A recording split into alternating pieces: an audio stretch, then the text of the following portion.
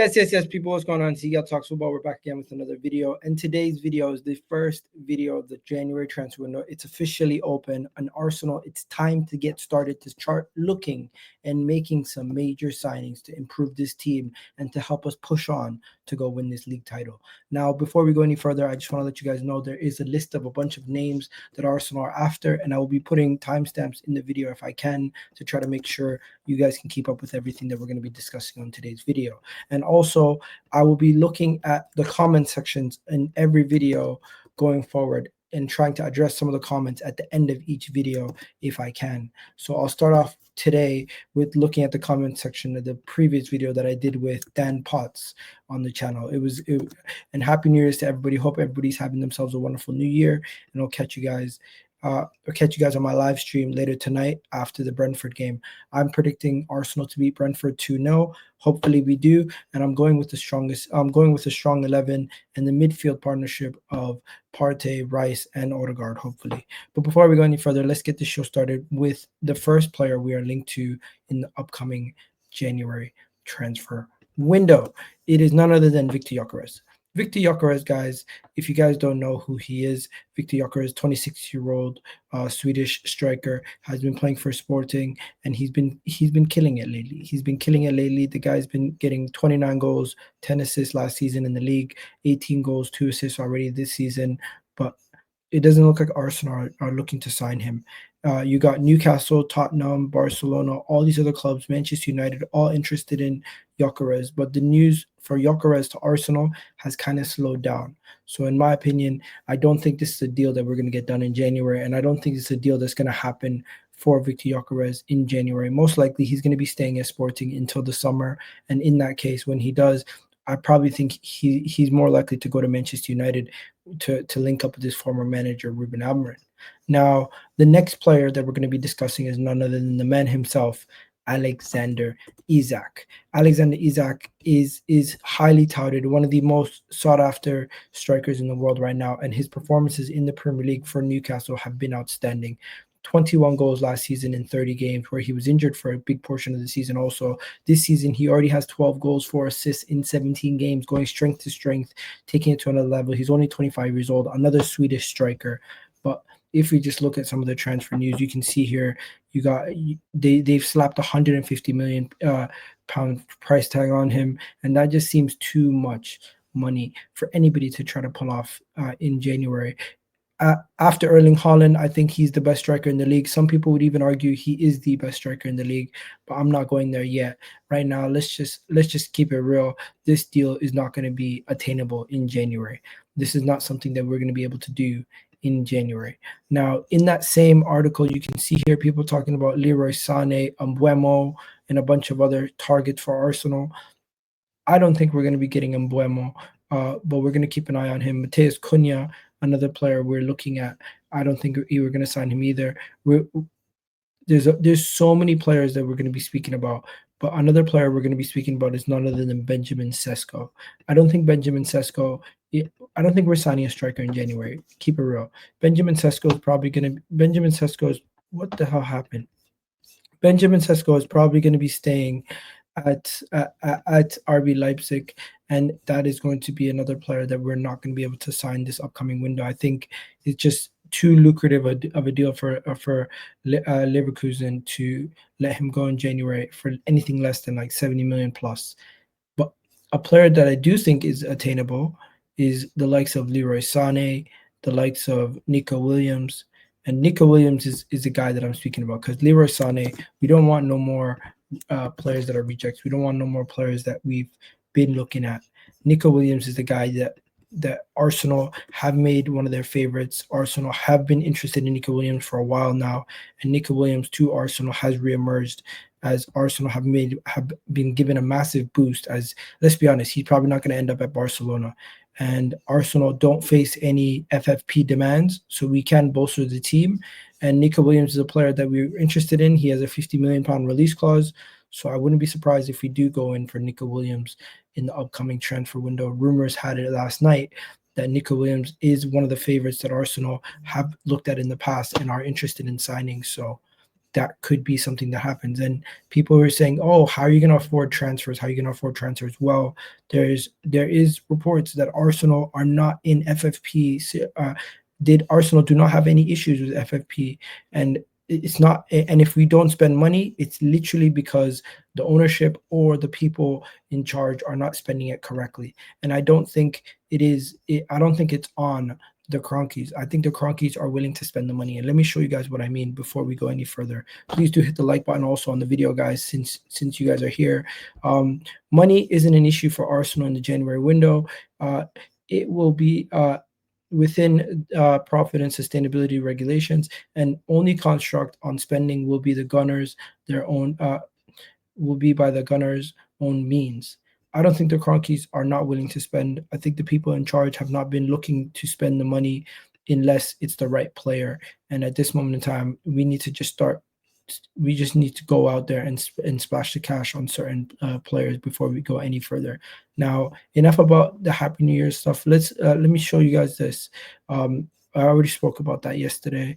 Muani.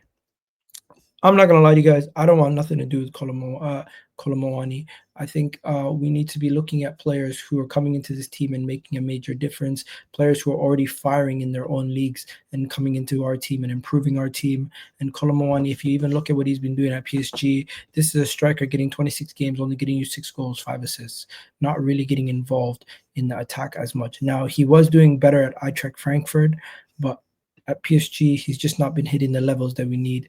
So I wouldn't go out of my way to go splash the cash on Muani. Let PSG let somebody else figure out what's going on with him.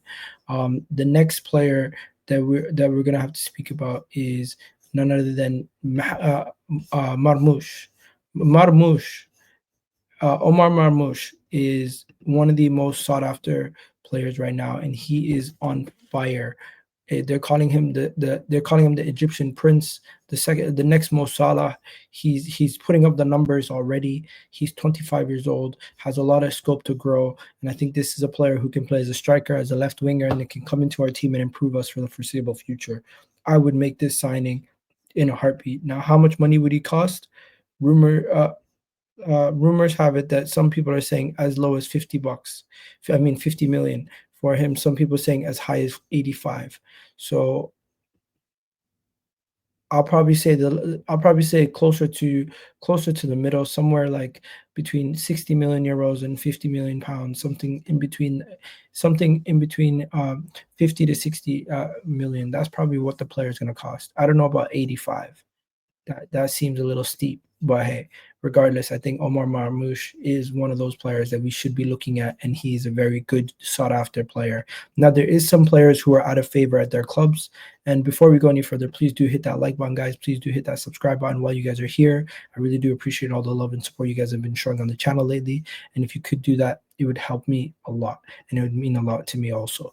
And while I'm here, before I finish off the transfers, I'm just going to quickly go to my previous video and look at some of the comments in the previous video to respond to some of the comments in the previous video quickly on this video right now. The first comment here is somebody talking about Victor Osimhen. Osimhen is gettable signing, and for Christ's sake, serious firepower in the club. We need to be proactive, and players should be on the plane heading for medicals. No bids have gone in for any players yet. Honestly, I don't see too many players who have bids in for players before the window. I don't think that's allowed. So you need to make your bids after the window's open. The window is the first day. Calm down. As for Osimhen, I don't think Arteta wants Osimhen. Next, people saying Ryan Clark or Garnacho. Arsenal will sign one in January, in my opinion. That's just probably a Manchester United fan talking shit. Richarlison wants a move. Stop it. Dani Olmo on a free. This is something we should talk about.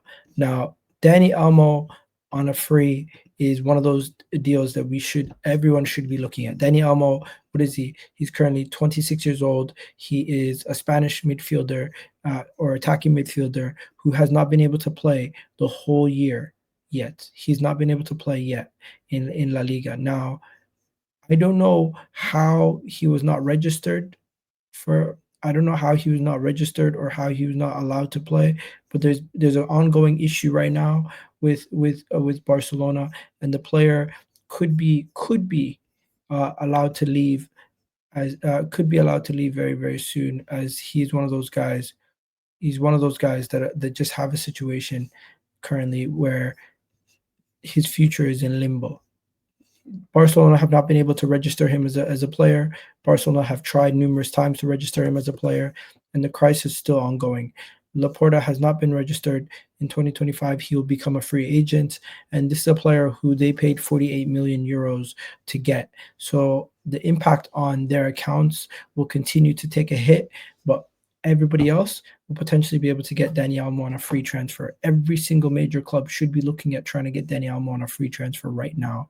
And although Barcelona are still confident they will get him to stay and they'll be able to register him, at this moment in time, he is headed into free agency. And Arsenal should look at him. He can play as a backup for Odegaard. He can play on the wings. He could even start in that for Arsenal in the midfield. So very interesting right there. Next, Marcus Rashford. Rumor has it that Marcus Rashford wants out of Manchester United. But one good thing is that apparently Arsenal are no longer on the list of clubs.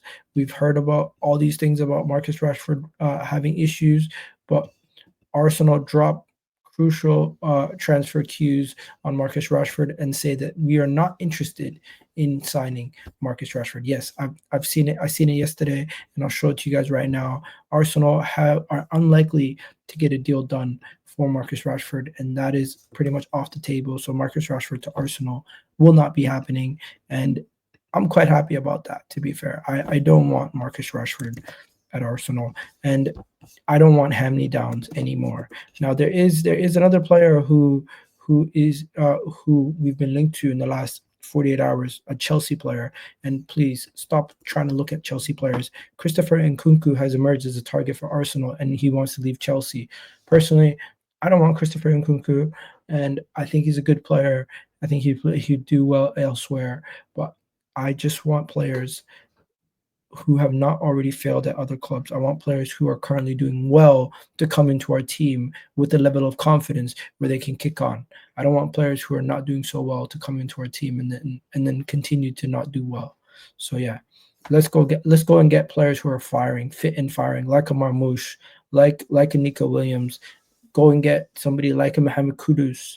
That is what I want. But hey, also talking about Mohamed Kudus, I think that's a little bit expensive, and we're gonna have to see what West Ham do. Do West Ham lower their valuation? Because if they do lower their valuation, then I could see us potentially going and getting Mohamed Kudus. And finally, there is another player we're linked to, Kingsley Coman. Yes, the 28-year-old. I can't believe he's only 28. It seems like the guy's been playing forever, and he almost always wins a league title whenever he's playing. Kingsley Coman is available, and Arsenal are looking for a replacement for the injured Bukayo Saka, and Kingsley Coman could be considered as a Bukayo Saka replacement in the short term. It would cost us around 42 million to sign him, or we could potentially get him on loan as suggested. So I wouldn't be surprised if we did try to go for a loan for Kingsley Coman, as we can't go and get any more loans within the Premier League. But in no way I would sign Kingsley Coman in January as a permanent. There's no guarantee that he's going to continue to be playing at the top level the way that he was. He does have a lot of injury history, and it would be a risk to sign him on a permanent deal and then have another player who's injury prone in our attack, who's not really going to raise the levels of our attack too much. Although he is better than some of the players we currently have in our attack. I'll give Kingsley Coman that. He's much better than some of the players we currently have. But yeah, ladies and gentlemen, that's it for today. First video of the January transfer window. I'll do a video every single day of the January transfer window. I'll upload a video as much as possible, and hopefully you guys enjoyed this video. Have yourselves a wonderful day. I'll catch you guys in the next one, episode 1 of the January transfer window with Egal. And I'm out of here, people. Peace.